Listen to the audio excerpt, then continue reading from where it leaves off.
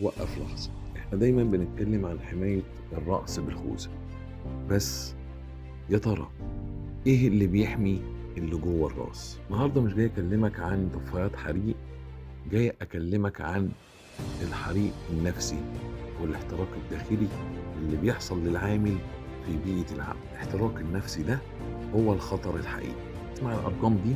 منظمة الصحة العالمية بتقول اننا بنخسر سنويا تريليون دولار بسبب الاكتئاب والقلق في بيئة العمل. 12 مليار يوم عمل بيضيعوا كل سنة. تخيل كده معايا سواق نقل تقيل شغال 14 ساعة ورديات ليل ومفيش نوم. سائق مرهق يساوي حادث مؤجل. هل السواق ده آمن؟ لا طبعا، دي قنبلة موقوتة على الطريق.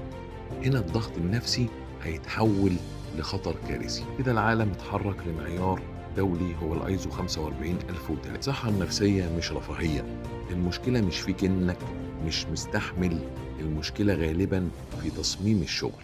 الغلط بيكون من خلال ضغط الإدارة والبيئة السامة. المشكلة مش فيك، المشكلة في النظام. رسالتي لكل مدير: استثمارك في راحة موظفينك هو استثمار في إنتاجية العمل وأمان المنشأة. ونصيحتي ليك: لو بيئة عملك بتدمرك نفسيا، ده خطر زيه زي أي كهرباء مكشوفة بالظبط. تابعني للمزيد للحفاظ على سلامتك. اهتم بسلامة عقلك أولا.